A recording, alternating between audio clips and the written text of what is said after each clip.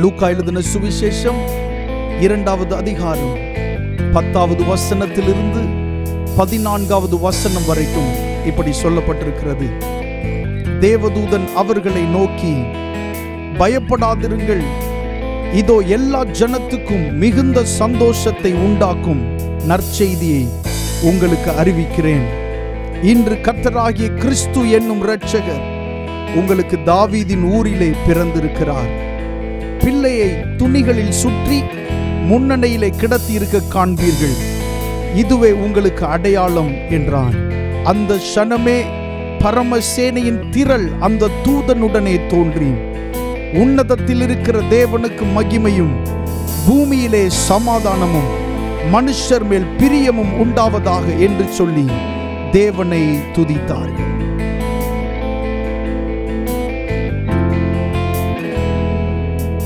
நமக்காக பிறந்தவர், நம் பாவம் போக்க பூவில் வந்தவர். நமக்காக பிறந்தவர், நம் பாவம் போக்க பூவில் வந்தவர். இம்மானுவேல் கர்த்தர் நம்மோடு, இம்மானுவேல் கர்த்தர் நம்மோடு, இம்மானுவேல் கர்த்தர் நம்மோடு, இம்மானுவேல் கர்த்தர் நம்மோடு, இம்மானுவேல் கர்த்தர் நம்மோடு, இம்மானுவேல் கர்த்தர் நம்மோடு, இம்மானுவேல் கர்த்தர் நம்மோடு, இம்மானுவேல் கர்த்தர் நம் படும். நமக்காய், நமக்காக பிறந்தவர், நம் பாவம் போக்க பூவில் வந்தவர். நமக்காக பிறந்தவர், நம் பாவம் போக்க பூவில் வந்தவர். இம்மானுவேல் கர்த்தர் நம்மோடு, இம்மானுவேல் கர்த்தர் நம்மோடு, இம்மானுவேல் கர்த்தர் நம்மோடு, இம்மானுவேல் கர்த்தர் நம்மோடு, இம்மானுவேல் கர்த்தர் நம்மோடு, இம்மானுவேல் கர்த்தர் நம்மோடு, இம்மானுவேல் கர்த்தர் நம்மோடு, இம்மானுவேல் கர்த்தர் நம்மோடு. நமக்காக பிறந்தவர், நம் பாவம் போக்க பூவில் வந்தவர். சேர்ந்து சொல்லுவோமா? எனக்காக பிறந்தவர், என் பாவம் போக்க பூவில் வந்தவர். 2 கரங்கள் உயர்த்தி, இம்மானுவேல் கர்த்தர் நம்மோடு, இம்மானுவேல் கர்த்தர் நம்மோடு, இம்மானுவேல் கர்த்தர் நம்மோடு, இம்மானுவேல் கர்த்தர் நம்மோடு. அவர் நமக்காக பிறந்தவர், நம்முடைய பாவங்களை நீக்கி ரட்சிக்கும்படி, நம்மை விடுதலையாக்கும்படி, நம்மை சுதந்திரர்களாக்கும்படி அவர் நமக்காக இந்த பூமிக்கு வந்தார்.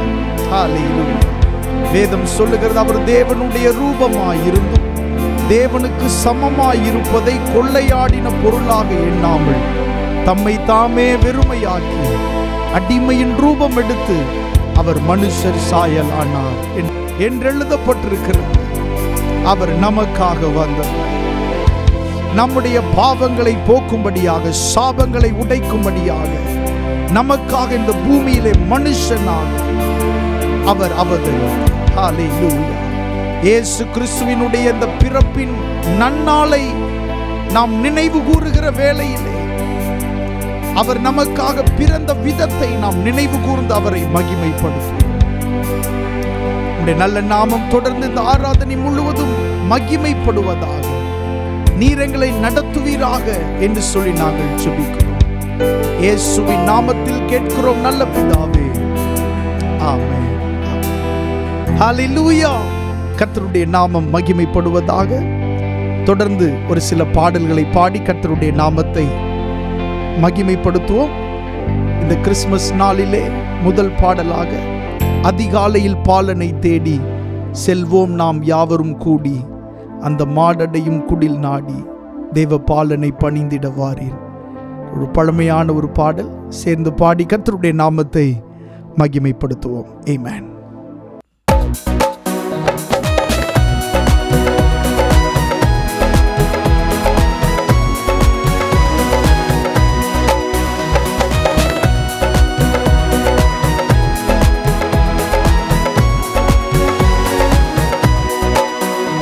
அதிகாலையில் பாலனை தேடி செல்வோம் நாம் யாவரும் கூடி, அந்த மாடடையும் குடில் நாடி தேவ பாலனை பணிந்திட வாரீர். அதிகாலையில் பாலனை தேடி செல்வோம் நாம் யாவரும் கூடி, அந்த மாடடையும் குடில் நாடி தேவ பாலனை பணிந்திட வாரி வாரி வாரி வாரி நாம் செல்வோம். வாரி வாரி வாரி நாம் செல்வோம். அன்னை மரியின் மடி மேலே மன்னன் மகவாகவே தோன்ற, அன்னை மரியின் மடி மேலே மன்னன் மகவாகவே தோன்ற, விண்தூதர்கள் பாடல்கள் பாட விரைவாக நாம் செல்வோம் கேட்க. வாரி வாரி வாரி நாம் செல்வோம்.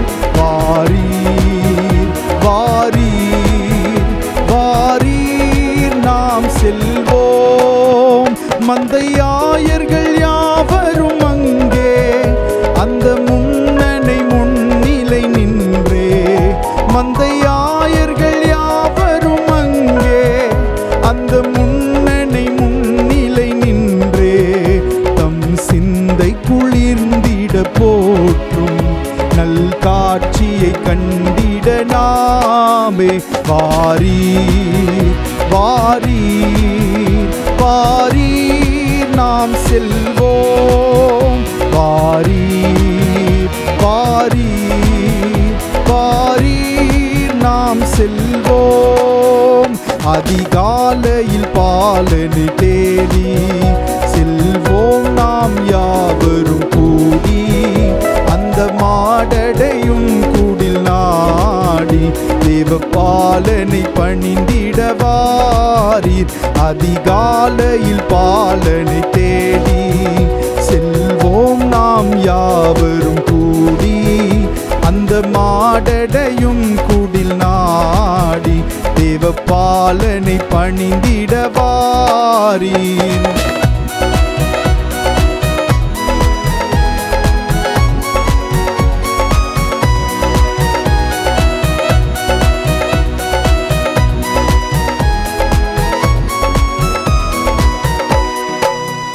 அன்னை மரியின் மடி மேலே மன்னன் மகவாகவே தோன்ற, அன்னை மரியின் மடி மேலே மன்னன் மகவாகவே தோன்ற, விண்தூதர்கள் பாட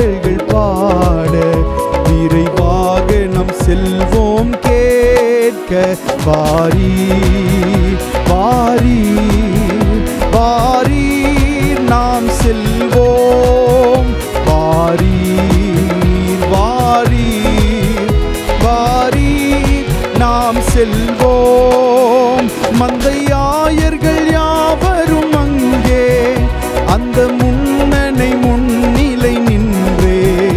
மந்தையாயர்கள் யாவரும் அங்கே அந்த முன்னணி முன்னிலை நின்றே.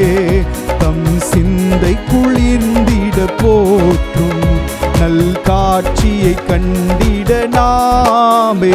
வாரீர் வாரீர் வாரீர் நாம் செல்வோம்.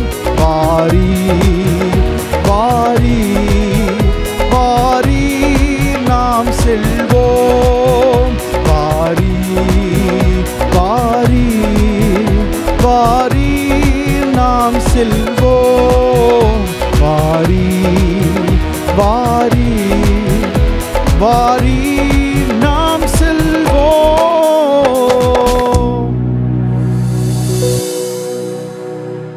பரலோக மேன்மையை இயேசு கிறிஸ்து விட்டு இந்த பூமிக்கு வந்தபோது அவருக்கு கிடைத்த இடம் ஒரு சாதாரண ஒரு மாட்டு கொட்டகை தான். இயேசு கிறிஸ்துவுக்கு கிடைத்த இடம் அங்கே அந்த மாட்டு கொட்டகையின்குள்ளதான் இயேசு கிறிஸ்து பிறந்தார். ரொம்ப ஏழ்மையான ஒரு நிலை. உலக இரட்சகர் பிறப்பதற்கு அங்கே யாரும் அவருக்கு இடம் தரவில்லை. அங்கே இருக்கிற சத்திரங்கள் எல்லாம் ஜனங்களுடைய கூட்டத்தால் நிரம்பி வழிந்து கொண்டிருந்தது.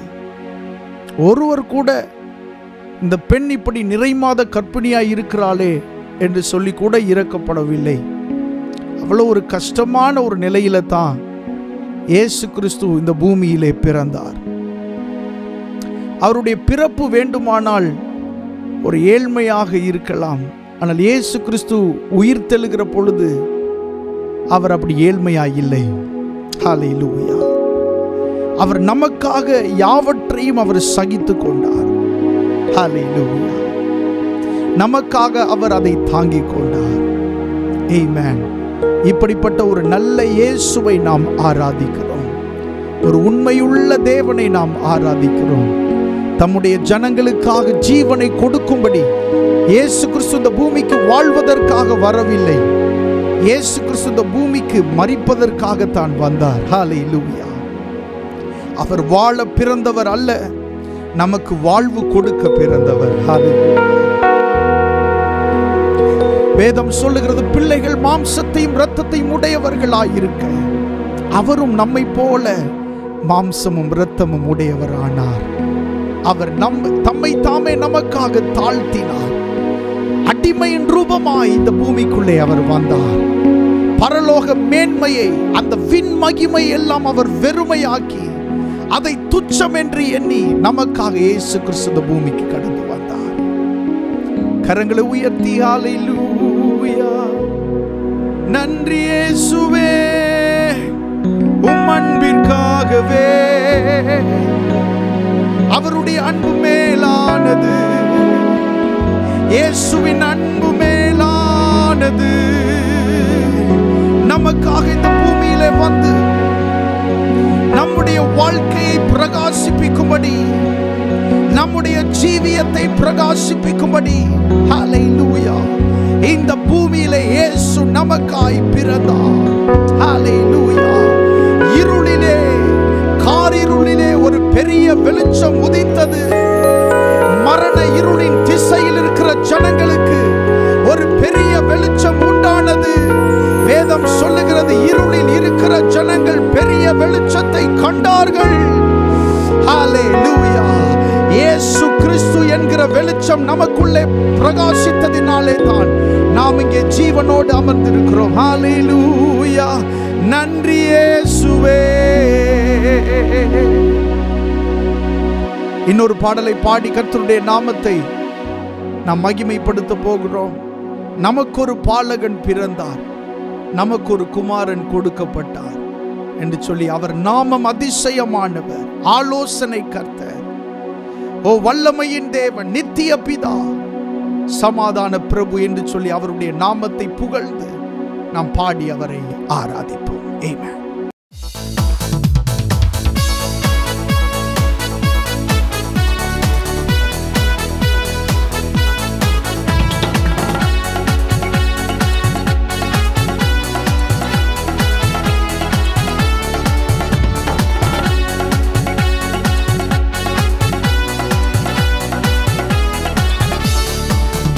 அவர் நாமம் அதிசயமானவர், அவர் நாமம் ஆலோசனை கர்த்தர், அவர் நாமம் அதிசயமானவர், அவர் நாமம் ஆலோசனை கர்த்தர். வல்லமையின் தேவன், நித்திய பிதா, சமாதான பிரபு இவரே.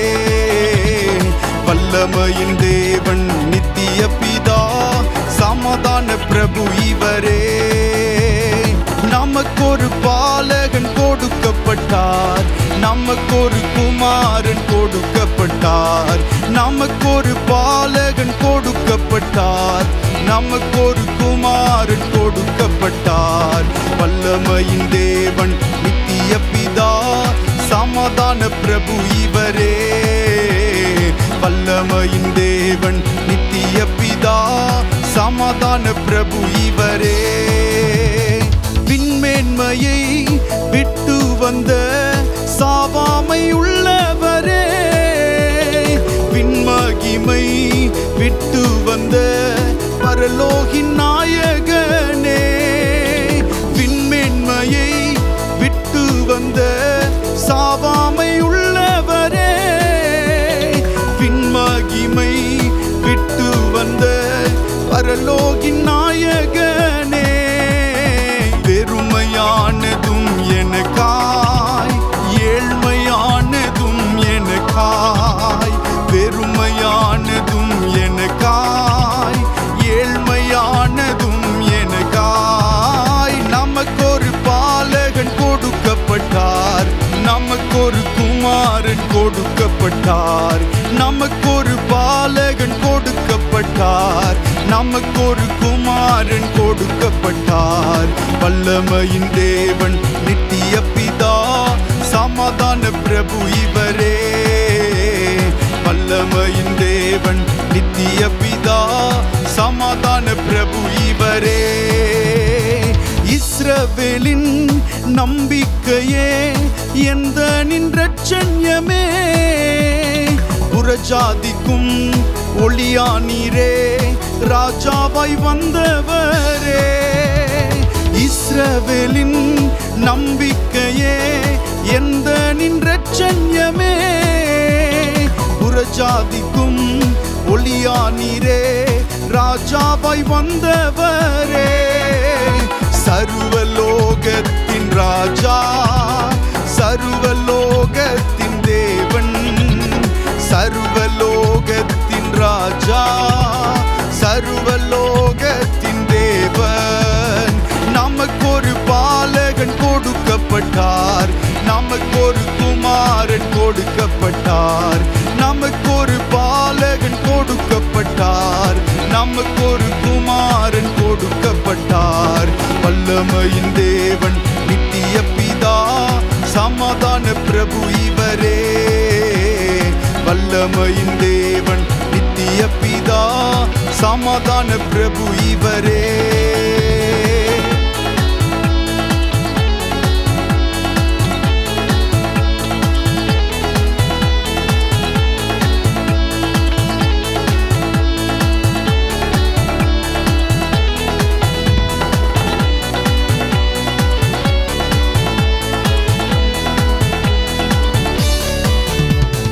பாவங்களை போக்கிடவே பூமியில் வந்தவரே, காரிருளை நீக்கினீரே, என் மனம் மாறினதே. பாவங்களை போக்கிடவே பூமியில் வந்தவரே, காரிருளை நீக்கினீரே, என் மனம் மாறினதே. வாழ்வு தந்தவர் நீரே, வார்த்தை தெய்வம் தெய்வமும் நீரே, வாழ்வு தந்தவர் நீரே, வார்த்தை தெய்வமும் நீரே.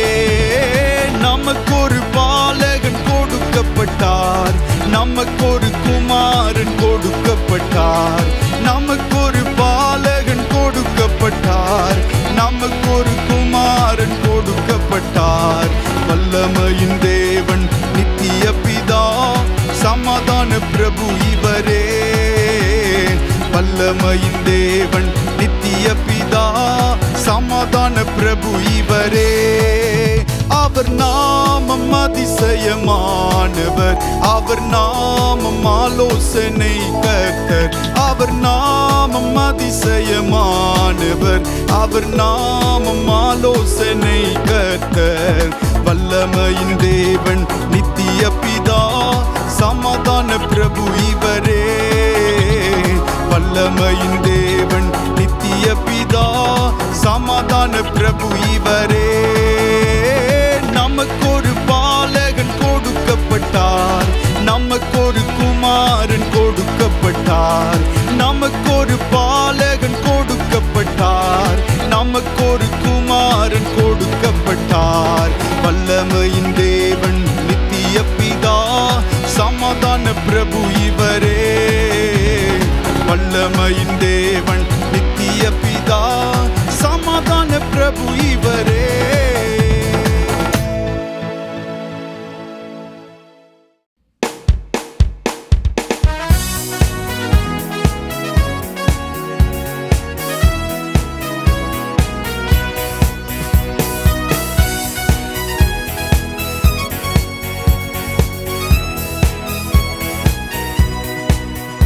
என் மீட்பர் கிறிஸ்து பிறந்தார், எனக்கென்ன ஆனந்தம். என் மீட்பர் கிறிஸ்து உதித்தார், எனக்கென்ன பேரின்பம். என் மீட்பர் இயேசு பிறந்தார், எனக்கென்ன ஆனந்தம். என் மீட்பர் கிறிஸ்து உதித்தார், எனக்கென்ன பேரின்பம். பூலோகமெங்கும் ஓர் செய்தி, மேலோகமெங்கும் விண்ஜோதி. பூலோகமெங்கும் ஓர் செய்தி, மேலோகமெங்கும் விண்ஜோதி. நரர் வாழ்ந்திடவே பெரும் நீதி, நீர் வாரும் மெய் ஜோதி. நரர் வாழ்ந்திடவே பெரும் நீதி, நீர் வாரும் மெய் ஜோதி. என் மீட்பர் கிறிஸ்து பிறந்தார், எனக்கென்ன ஆனந்தம். என் மீட்பர் கிறிஸ்து உதித்தார், எனக்கென்ன பேரின்பம். என் மீட்பர் இயேசு பிறந்தார், எனக்கென்ன ஆனந்தம். என் மீட்பர் கிறிஸ்து உதித்தார், எனக்கென்ன பேரின்பம். உந்தன் மகிமையை என்றென்றும் சொல்வேன், உந்தன் கிருபையின் மேன்மையை கண்டேன். உந்தன் மகிமையை என்றென்றும் சொல்வேன், உந்தன் கிருபையின் மேன்மையை கண்டேன். நித்திய ஜீவகிரீடம் எனதின்றே, பரலோக வாழ்வின்றே. நித்திய ஜீவகிரீடம் எனதின்றே, பரலோக வாழ்வின்றே. என் மீட்பர் கிறிஸ்து பிறந்தார், எனக்கென்ன ஆனந்தம். என் மீட்பர் கிறிஸ்து உதித்தார், எனக்கென்ன பேரின்பம். என் மீட்பர் கிறிஸ்து பிறந்தார், எனக்கென்ன ஆனந்தம். என் மீட்பர் கிறிஸ்து உதித்தார், எனக்கென்ன பேரின்பம். அல்லேலூயா துதி பாடு, அன்று அமலன் பிறந்தார் பாடு.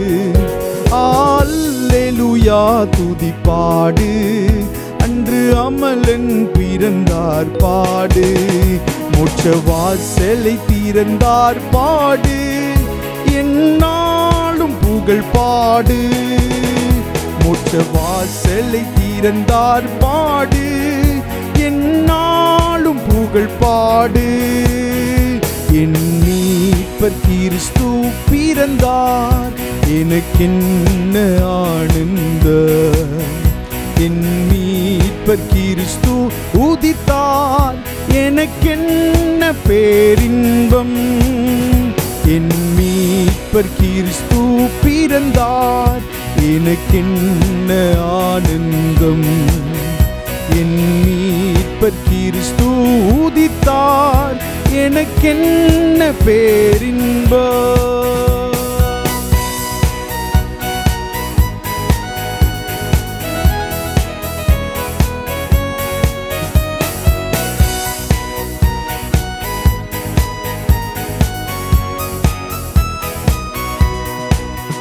உந்தன் மகிமையை என்றென்றும் சொல்வேன், உந்தன் கிருபையின் மேன்மையை கண்டேன். உந்தன் மகிமையை என்றென்றும் சொல்வேன், உந்தன் கிருபையின் மேன்மையை கண்டேன். நித்திய ஜீவ கிரீடம் எனதின்றே, பரலோக வாழ்வின்றே. நித்திய ஜீவ கிரீடம் எனதின்றே, பரலோக வாழ்வின்றே. அல்லேலூயா துதி பாடு, அன்று அமலன் பிறந்தார் பாடு. அல்லேலூயா துதி பாடு, அன்று அமலன் பிறந்தார் பாடு. மோட்ச வாசலை திறந்தார் பாடு, என்னாலும் புகழ் பாடு. மோட்ச வாசலை திறந்தார் பாடு, என்னாலும் புகழ் பாடு. என் மீட்பர் கிறிஸ்து பிறந்தார், எனக்கென்ன ஆனந்தம். என் மீட்பர் கிறிஸ்து உதித்தார், எனக்கென்ன பேரின்பம். என் மீட்பர் கிறிஸ்து பிறந்தார், எனக்கென்ன ஆனந்தம். என் மீட்பர் கிறிஸ்து உதித்தார், எனக்கென்ன பேரின்பம். பூலோகமெங்கும் ஓர் செய்தி, மேலோகமெங்கும் விண்ஜோதி. பூலோகமெங்கும் ஓர் செய்தி, மேலோகமெங்கும் விண்ஜோதி. நரர் வாழ்ந்திடவே பெரும் நீதி, நீர் வாரும் மெய்ஜோதி. நரர் வாழ்ந்திடவே பெரும் நீதி, நீர் வாரும் மெய்ஜோதி. இயேசு பிறந்ததினாலே இந்த பூமியிலே சந்தோஷம் உண்டானது. இயேசு பிறந்ததினாலே மனுஷருக்குள்ளே மனுஷர் மேல் பிரியம் உண்டானது. இயேசு பிறப்பின் முகாந்திரம் இவைகள் எல்லாம் நடந்திருக்கிறது. ஹல்லேலூயா. நம்முடைய குடும்பங்களிலே காணப்படுகிற சமாதான குறைவுகள் மாறும். ஆமென். நம்முடைய குடும்பங்களிலே காணப்படுகிற சந்தோஷ குறைவுகள், மகிழ்ச்சி குறைவுகள் எல்லாம் இயேசு கிறிஸ்துவின் பிறப்பினாலே மாறிக்கொண்டிருக்கிறது. ஹல்லேலூயா. ஆமென். நம்முடைய இருதயத்திலே பிறந்த இயேசு, நமக்குள்ளே பிறந்த இயேசு, நம்முடைய வீட்டிலே அவர் பிறந்திருக்கிறார். நம்முடைய குடும்பத்தில் இருக்கிற ஒவ்வொருவருக்குள்ளும் அவர் பிறந்திருக்கிறார். ஹல்லேலூயா. தூயரே தூயரே சர்வ வல்லவர், சர்வ வல்லவர் நீரே. தூயரே, கரங்கள் உயர்த்தி சொல்லுவோம். தூயரே சர்வ வல்லவர் நீரே, பாத்திரரே துதியுமக்கே, ஓ நீரே தூயரே தூயரே, சர்வ வல்லவர் நீரே, பாத்திரரே துதியுமக்கே.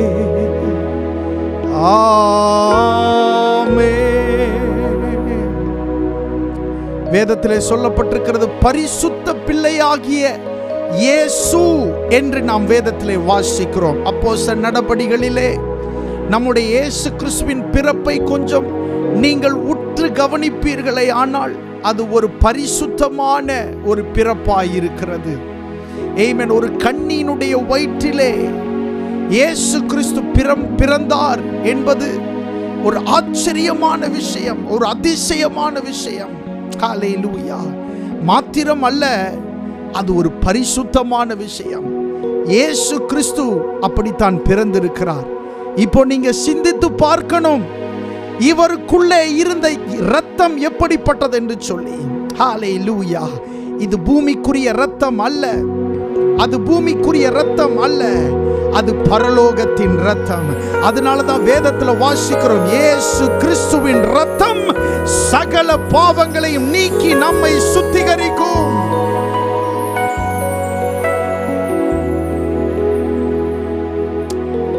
ஹல்லேலூயா. கரங்கள் உயர்த்தி சொல்லுவோம், தூயரே தூயரே, சர்வ வல்லவர் நீரே, தூயரே தூயரே, சர்வ வல்லவர் நீரே,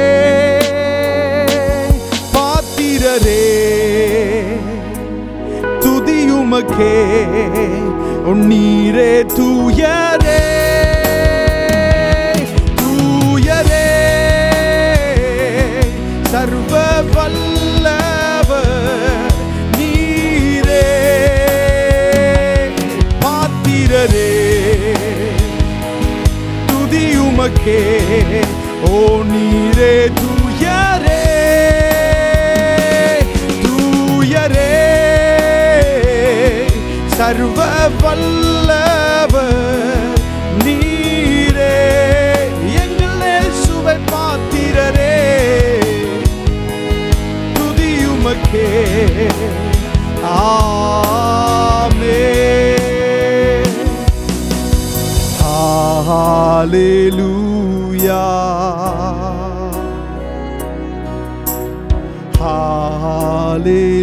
hallelujah, for the Lord God Almighty reigns. Hallelujah. Holy, holy are you, Lord God Almighty. Holy, you are holy. Are you, Lord God Almighty? Worthy is the Lamb, worthy is the Lamb. You are holy, holy. Are you, Lord God Almighty? Worthy is the Lamb. Father, Shalabakatira na na na sheketele bakatira ba. He is holy. அவர் பரிசுத்தமானவர், அவர் பரிசுத்த பிள்ளை, அவர் பரிசுத்த பிள்ளையாகிய இயேசு கிறிஸ்து. ஹல்லேலூயா. அவர் அவர் பரலோகத்தில் மாத்திரமல்ல பரிசுத்தம், இந்த பூமியிலும் அவர் பரிசுத்தமானவரே. ஹல்லேலூயா. எத்தனை நல்ல தேவனை ஆராதிக்கிறோம், எவ்வளவு பெரிய தேவனை ஆராதிக்கிறோம். நமக்காக இந்த பூமியில் வந்தவர்.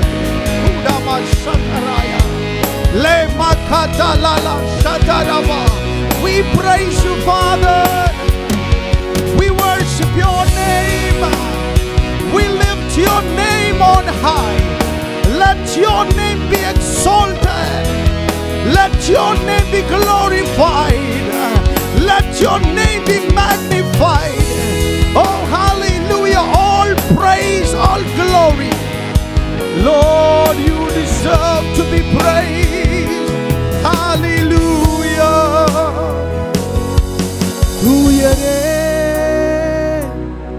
tuyare,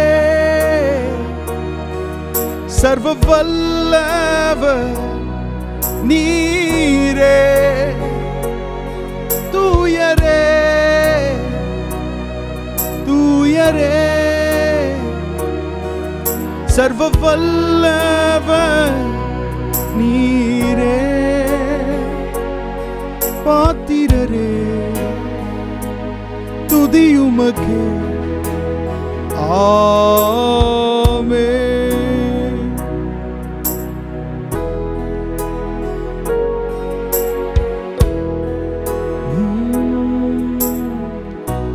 எத்தனை மனிதர்கள் பார்த்தேனையா, ஒருவரும் உம்மை போல இல்லையா. எத்தனை மனிதர்கள் பார்த்தேனையா,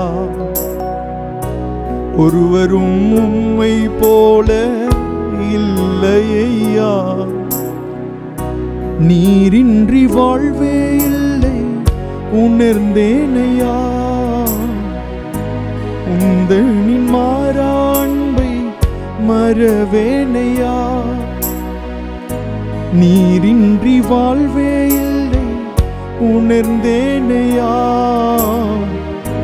உந்தனின் மாறாண்பை மறவேனையா. துதி உமக்கே, கணமுமக்கே, புகழும் மேன்மையும் ஒருவருக்கே. துதி உமக்கே, கணமுமக்கே, புகழும் மேன்மையும் ஒருவருக்கே. இன்றி வாழ்வே இல்லை உணர்ந்தேனையா,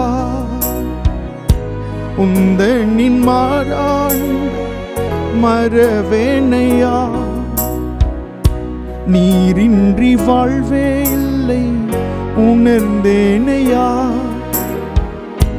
உந்தனின் மாறாண்பை மறவே. என்னோடு சேர்ந்து பாடுவீங்களா? நீரின்றி வாழ்வே இல்லை உணர்ந்தேனையா, உந்தனின் மாறாண்பை மறவேனையா. நீரின்றி வாழ்வே இல்லை உணர்ந்தேனையா, உந்தனின் மாறாண்பை மறவேனையா.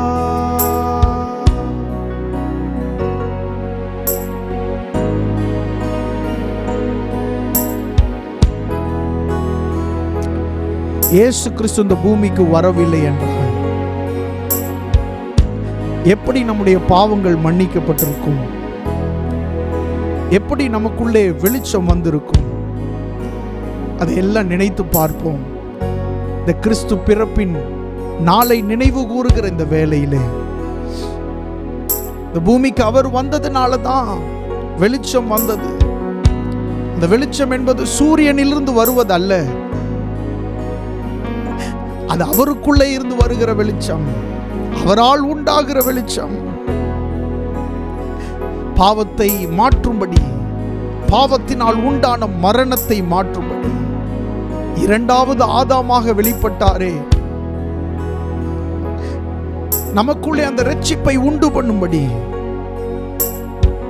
பூரண ரட்சிப்பை உண்டு பண்ணும்படி, நம்ம எல்லாம் பரலோக ராஜ்யத்திற்கு கொண்டு சேர்க்கும்படி அவர் இப்படி ஜெபம் பண்ணினார். இயேசு கிறிஸ்து தன்னுடைய வாழ்நாளின் கடைசி பகுதியில் அவர் ஜெபித்த ஜெபம் இது. நான் இருக்கிற இடத்துல இவர்களும் என்னோடு கூட இருக்க வேண்டும் என்று பிதாவின் இடத்துல இயேசு கிறிஸ்து ஜெபம் பண்ணினார். அவ்வளவு ஒரு அன்புள்ள ஒரு தேவனை நாம் ஆராதிக்கிறோம். இவர்தான் நமக்காய் பிறந்தவர். ஹல்லேலூயா. நன்றி இயேசுவே, எங்களுக்காய் உதித்தவரே. ஷேலே மகானானா ஷேடனா லிபகானானா லிப்ரமானா ஷதரே பரஹதுரமா கபரிஷதரா. அப்படியே சில நிமிடங்கள் அந்நிய பாஷையில பேசுங்க, வாய்களை திறந்து. லிடனனா ஷதரே லிமா கபனாந்தல லபரோ ஷப்தரா பராபரா லிபமனா ஷம்தரே மனாஹம் தேரகடாயா துனா மராஷ் ஏந்தலே நனா ஷதே நனா லிபமனா ஷம்தரோ சிகாதரே லேபகரதரா. ஓ சாஷ்டாங்கம் செய்யவா, சாஷ்டாங்கம் செய்யவாரும், சாஷ்டாங்கம் செய்யவாரும். இயேசுவை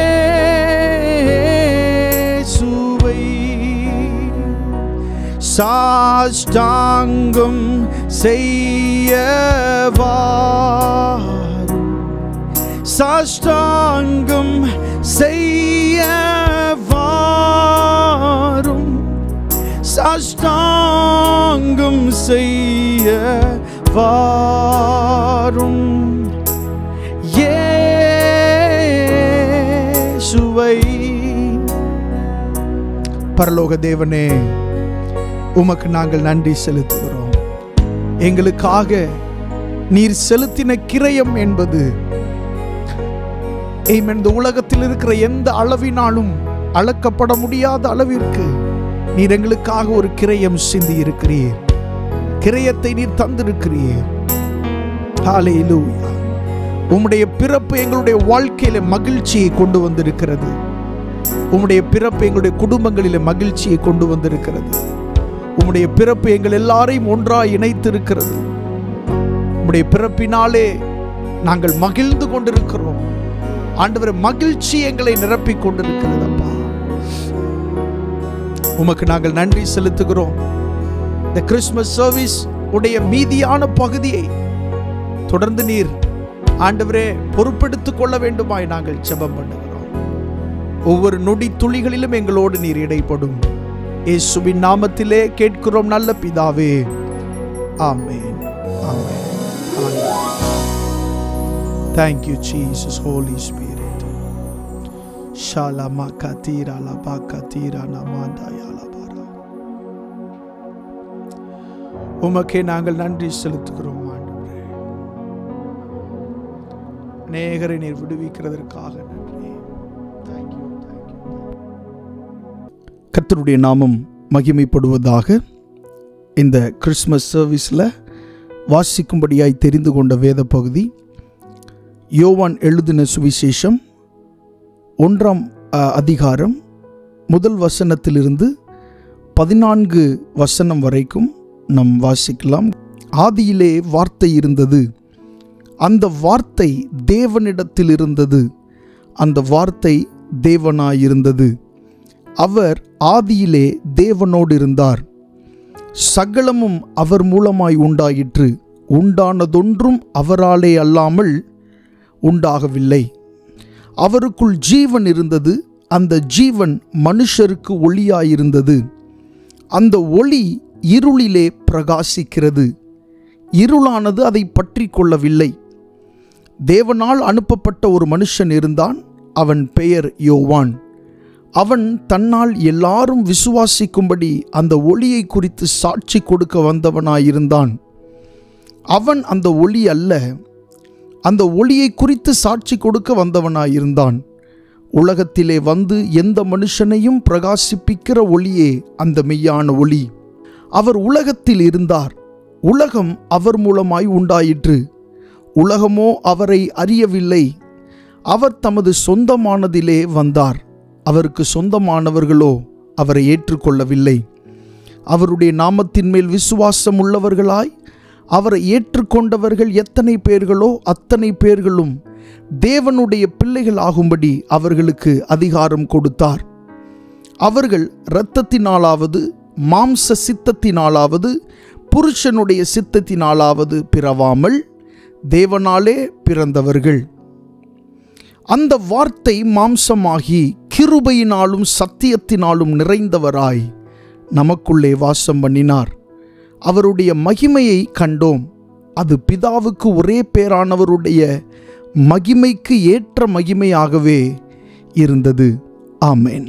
கர்த்தருடைய நாமம் மகிமைப்படுவதாக. இந்த கிறிஸ்மஸ் ஆராதனையிலே நாம் தொடர்ந்து தேவனுடைய வார்த்தைக்கு நேராய் கடந்து செல்வோம். முதலாவது உங்கள் அனைவருக்கும் என்னுடைய கிறிஸ்மஸ் நல்வாழ்த்துக்களை நான் தெரிவித்துக் கொள்கிறேன். Happy Christmas. கர்த்தர் உங்களை ஆசீர்வதிப்பாராக. இந்த நாள் உண்மையிலே ஒரு மிகவும் சந்தோஷமான ஒரு நாளாக இருக்கிறது. மிகவும் மகிழ்ச்சியான ஒரு நாள். ஏனென்று சொன்னால் 2000 வருடங்களுக்கு முன்பாக இயேசு கிறிஸ்து நமக்காக, ஆமென், வேதத்தில் சொல்லப்பட்டிருக்கிறது, நமக்கு ஒரு பாலகன் கொடுக்கப்பட்டார். நமக்காக இயேசு கிறிஸ்து பிறந்தார். அந்த பிறப்பின் நன்னாளை நினைவு கூர்ந்து அவரை மகிமைப்படுத்தும்படி, அவருக்கு நன்றி செலுத்தும்படி நாம் கூடி வந்திருக்கிறோம். கர்த்தருடைய நாமம் மகிமைப்படுவதாக. தொடர்ந்து கிறிஸ்து பிறப்பின் வசனங்களை நாம் வேதத்திலிருந்து நாம் தியானிக்க போகிறோம். கிறிஸ்து பிறந்தது பூமிக்கு மட்டுமல்ல, பரலோகத்திற்குமே ஒரு மிகவும் மகிழ்ச்சியான ஒரு நாளாக இருந்திருக்கிறது. லூக்கா எழுதின சுவிசேஷம் 2ஆம் அதிகாரம் 9வது வசனத்தை நாம் வாசிக்கும் போது அங்கே சொல்லப்பட்டிருக்கிறது, அவ்வேளையில் கர்த்தருடைய தூதன் அவர்களிடத்தில் வந்து நின்றான். கர்த்தருடைய மகிமை அவர்களை சுற்றிலும் பிரகாசித்தது. அவர்கள் மிகவும் பயந்தார்கள். மேய்ப்பர்கள் 10வது வசனத்தில் சொல்லப்பட்டிருக்கிறது, தேவதூதன் அவர்களை நோக்கி, பயப்படாதிருங்கள், இதோ எல்லா ஜனத்துக்கும் மிகுந்த சந்தோஷத்தை உண்டாக்கும் நற்செய்தியை உங்களுக்கு அறிவிக்கிறேன். 11வது வசனத்தில், இன்று கர்த்தராகிய கிறிஸ்து என்னும் இரட்சகர் உங்களுக்கு தாவீதின் ஊரிலே பிறந்திருக்கிறார். பிள்ளையை துணிகளில் சுற்றி முன்னணையிலே கிடத்தியிருக்க காண்பீர்கள். இதுவே உங்களுக்கு அடையாளம் என்றான். 13வது வசனத்தில் சொல்லப்பட்டிருக்கிறது, அந்த க்ஷணமே பரமசேனையின் திரள், பாருங்க, 1-2 தூதர்கள் அல்ல, பரமசேனையின் திரள் அந்த தூதனுடனே தோன்றி, உன்னதத்தில் இருக்கிற தேவனுக்கு மகிமையும் பூமியிலே சமாதானமும் மனுஷர் மேல் பிரியமும் உண்டாவதாக என்று சொல்லி தேவனை துதித்தார்கள். ஹல்லேலூயா, ஆமென். இயேசு கிறிஸ்து இந்த பூமியிலே பிறந்ததை, ஆமென், பரலோகத்தில் இருக்கிற தூதர்கள் இந்த பூமியிலே வெளிப்பட்டு அவர்கள் ஆண்டவரை துதித்திருக்கிறார்கள். அப்படிப்பட்ட ஒரு மகிழ்ச்சிகரமான, ஒரு சந்தோஷகரமான ஒரு நாளாக இந்த நாள் இருக்கிறது. ஆமென். இப்படிப்பட்ட பரலோகம் மகிழ்ந்த ஒரு நாளை நாமும் நிச்சயமாக கொண்டாட வேண்டும். ஹல்லேலூயா, ஆமென். சில நேரங்களில் சிலர் அப்படி கேள்வி கேட்பாங்க, நிச்சயமா கிறிஸ்மஸ் நம்ம கொண்டாடணுமா? ஆமென், கண்டிப்பாக கொண்டாடணும். ஹல்லேலூயா. பரலோகமே ஒரு காரியத்தை கொண்டாடுச்சுன்னா அது நம்ம நிச்சயமாக கொண்டாட வேண்டும். ஹல்லேலூயா. உங்களுக்குள்ளே மகிழ்ச்சி பொங்குவதாக, உங்களுக்குள்ளே சந்தோஷம் பொங்குவதாக. கர்த்தர் நல்லவர். ஆமென். நமக்காக இந்த பூமியில் அவர் சாதாரணமான ஒரு மனுஷர் சாயலாய் அவர் நமக்காக வெளிப்பட்டார். கர்த்தருடைய நாமம் மகிமைப்படுவதாக. இந்த கிறிஸ்து பிறப்பு சம்பந்தமாக ஒரு சில காரியங்களை நாம் தொடர்ந்து தியானிக்க போகிறோம். கர்த்தர் நம்மை வழி நடத்துவாராக. லூக்கா எழுதின சுவிசேஷம் 2வது அதிகாரம், அதே அதிகாரத்திலே 3வது வசனத்தில் இருந்து 7வது வசனம் வரைக்கும் வாசிக்கலாம். லூக்கா எழுதின சுவிசேஷம் 2வது அதிகாரம் 3வது வசனத்திலிருந்து 7வது வசனம் வரைக்கும். அந்தப்படி குடிமதிப்பு எழுதப்படும்படிக்கு எல்லாரும் தங்கள் தங்கள் ஊர்களுக்கு போனார்கள். அப்பொழுது யோசேப்பும் தான் தாவீதின் வம்சத்தானும் குடும்பத்தானுமாய் இருந்தபடியினாலே தனக்கு மனைவியாக நியமிக்கப்பட்டு கர்ப்பவதியான மரியாளுடனே குடிமதிப்பு எழுதும்படி கலிலேயா நாட்டில் உள்ள நாசரேத்தூரிலிருந்து யூதேயா நாட்டில் உள்ள பெத்லகேம் என்னும் தாவீதின் ஊருக்கு போனான். அவ்விடத்திலே அவர்கள் இருக்கையில் அவளுக்கு பிரசவ காலம் நேரிட்டது. அவள் தன் முதற்பேரான குமாரனை பெற்று சத்திரத்திலே அவர்களுக்கு இடமில்லாதிருந்தபடியினாள் பிள்ளையை துணிகளில் சுற்றி முன்னணையிலே கிடத்தினாள். கர்த்தருடைய நாமம் மகிமைப்படுவதாக. இந்த சம்பவம் நமக்கு நன்றாக தெரியும். ஆமென். அந்த நாட்களிலே குடிமதிப்பு எழுத வேண்டும் என்று சொல்லி ஒரு கட்டளை பிறப்பிக்கப்பட்டது. ஏதோ ஒரு இடத்திற்கு மட்டுமல்ல, உலகமெங்கும் இருக்கிற எல்லாரும் குடிமதிப்பு எழுத வேண்டும் என்று சொல்லி ஒரு கட்டளை. குடிமதிப்பு என்றால் என்ன? மக்கள் தொகை கணக்கெடுப்பு, எத்தனை மக்கள் இருக்கிறார்கள் என்கிற ஒரு கணக்கெடுப்புக்காக அவர்கள் அதை செய்ய வேண்டும் என்கிற ஒரு கட்டளை அந்நாட்களிலிருந்து அகுஸ்து ராயனால் அங்கே பிறப்பிக்கப்பட்டது. அப்படி இருந்த சூழ்நிலையிலே அவர்கள் தங்களுடைய சுய தேசத்திற்கும் சுய நாட்டுக்கும் கடந்து போக வேண்டிய ஒரு கட்டாயம் ஏற்பட்டது. அவர்கள் இருக்கிற இடத்தில் அதை செய்ய முடியாது தானே. அப்போ அவர்கள் தங்களுடைய இடத்திலிருந்து, தாங்கள் தங்கி வந்த இடத்திலிருந்து தங்களுடைய சுய தேசத்திற்கு அவர்கள் திரும்பி வந்தார்கள். யோசேப்பும் மரியாளும் நாசரேத்தூரில் இருந்தார்கள். நாசரேத்தூரில் இருக்கிற அவர்கள் அங்கே இருந்து பெத்லகேமுக்கு இவர்கள் வர வேண்டும். இந்த கணக்கெடுப்பு கொடுப்பதற்காக, குடிமதிப்பு எழுதுவதற்காக இவர்கள் எங்கே வர வேண்டும்? பெத்லகேமுக்கு இவர்கள் வர வேண்டும். ஸோ அவர்கள் இருந்த நாசரேத்தூரிலிருந்து அவர்கள் பிரயாணப்பட்டு இங்கே பெத்லகேமுக்கு அவர்கள் வருகிறார்கள். இந்த இடத்திற்கு தூரம் எவ்வளவு இருக்கும் என்று சொன்னால் 90 மைல்கள், 90 மைல்ஸ் இருக்கிறது. அதாவது இது ஒரு கிலோமீட்டரில் சொல்லணும்னா 144 கிலோமீட்டர் அளவிற்கு இது தூரமாக இருக்கிறது. அவ்வளோ பெரிய தூரமான ஒரு இடம் நாசரேத்தூரிலிருந்து இவர்கள் பெத்லகேமுக்கு வருவதற்கு. ஸோ அந்நாட்களிலே அதிகமான வாகன வசதிகள் இல்லை. கழுதைகளையும் குதிரைகளையும் அப்படிப்பட்ட சில காரியங்களை, மிருக ஜீவன்களை பயன்படுத்தித்தான் அங்கே அவர்கள் பிரயாணப்படுவார்கள். அது நமக்கு நன்றாக தெரிந்ததே. அப்படிப்பட்ட சூழ்நிலையிலே நிறைமாத கர்ப்பிணியான இந்த மரியாள் நாசரேத்தூரிலிருந்து யோசேப்போடு கூட புறப்பட்டு அவர்கள் வருகிறார்கள். அந்த சூழ்நிலை எப்படி இருக்கும் என்பதை நீங்கள் சற்று யோசித்து பாருங்கள். 9 மாதம் மரியாள் கர்ப்பிணியாக இருக்கிறாள் என்று சொல்லி நம் மனதிலே யூகித்து கொள்வோம். அப்படி 9 மாத கர்ப்பிணியாக இருக்கிற ஒரு பெண், ஆமென், இவ்வளவு தூரம் பிரயாணப்பட வேண்டும், அதுவும் வாகனங்கள் இல்லாத மேடு பள்ளங்கள் நிறைந்த ஒரு இடம் வழியாக கடந்து போக வேண்டும் என்றால் அது எவ்வளவு கஷ்டமாக இருக்கும் என்பதை நீங்கள் சற்று யோசித்து பாருங்கள். ஸோ மரியாள் அங்கிருந்து பிரயாணப்பட வேண்டும். 9 மாதம் கர்ப்பிணியாக மரியாள் இருக்கிறாள் என்று சொல்லி நீங்கள் மனதில் வைத்துக் கொள்ளுங்கள். இப்பொழுது அப்படிப்பட்ட ஒரு நிறைமாத கர்ப்பிணியான ஒரு பெண்ணை இவ்வளவு தூரம் கொண்டு வருகிறது சாத்தியமான ஒரு காரியம் அல்ல. ஆனால் அவர்கள் வந்து தான் ஆக வேண்டும், வேறு வழியும் அல்ல. ஸோ யோசேப்பு மரியாளை அழைத்து கொண்டு இந்த 90 மைல்கள் பயணப்பட்டு அவர் இங்கே வர வேண்டும். எங்கே? பெத்லகேமுக்கு. வருகிற பாதையும் நல்ல ரோட் வசதிகள் இல்லை, மேடு பள்ளங்கள், கரடு முரடான பாதைகள் தான். அதில் தான் இவர்கள் பிரயாணப்பட்டு வர வேண்டும். நான் மறுபடி சொல்லுகிறேன், இந்த பெண் ஒரு நிறைமாத கர்ப்பிணியாக இருக்கிறாள். அவள் ஒரு கன்னிகை, வேதத்தில் சொல்லப்பட்டபடி. அப்போ இவர்கள் கஷ்டப்பட்டு இந்த 90 மைல்களையும் கடந்து இவர்கள் வர வேண்டும். ஸோ இவர்கள் அங்கே இருந்து பிரயாணப்படுகிறார்கள். அது 1 வாரம் உள்ள நீண்ட ஒரு பிரயாணம். பெரிய மலைகளையும் குன்றுகளையும் தாண்டி தான் என்ன செய்ய வேண்டும்? வர வேண்டும். பள்ளத்தாக்குகள் உண்டு, சில நேரங்களில் மேடாக இருக்கும், சில இடங்கள் பள்ளமாக இருக்கும். இப்படிப்பட்ட இடங்களை தாண்டி தான் இவர்கள் வந்தாக வேண்டும். ஸோ பிரயாணப்படுகிறார்கள். இப்படி கஷ்டப்பட்டு தான் பெத்லகேமுக்கு வருகிறார்கள். இந்த இடத்துல ஒரு வெளிப்பாடை உங்களோடு நான் பகிர்ந்து கொள்ள விரும்புகிறேன்.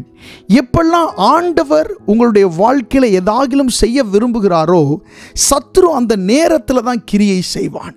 சரியாக அது வெளிப்பட போகிற அந்த நேரம் வரும்போது சத்துரு கிரியை செய்கிறத நீங்கள் பார்க்க முடியும். நீங்கள் பழைய ஏற்பாட்டில் நீங்கள் வாசிக்கும்போது அங்கே மோசே என்கிற ஒரு மனுஷன் இந்த பூமிக்கு வருகிறான் என்கிறதை பிசாசு அறிந்த மாத்திரத்திலே பார்வோனோடு எப்படியோ அவன் கிரியை செய்து அங்கே இருக்கிற ஆண் பிள்ளைகள் எல்லாவற்றையும், அங்கே இருக்கிற ஆண் பிள்ளைகள் எல்லாரையும் கொல்ல வேண்டும் என்று சொல்லி அங்கே ஒரு சட்டம் பிறப்பிக்கப்பட்டு அது நடைமுறைப்படுத்தவும் பட்டது. ஏனென்றால் இந்த மோசே என்கிறதான இந்த இரட்சகன் பின் நாட்களிலே இஸ்ரவேல் ஜனங்களை எல்லாம் ஆமென் விடுவித்து ஆண்டவர் வாக்கு பண்ணி நியமித்திருக்கிற அந்த தேசத்திற்கு இவர்களை கூட்டிக் கொண்டு போவான் என்பதை சத்ரு ஏதோ ஒரு ரீதியில் முன்னறிந்தபடியினாலே அதை வரவிடாதபடி எப்படியாவது இவனை கொல்ல வேண்டும் என்று சொல்லி பிரயத்தனப்பட்டு முயற்சி செய்தான்.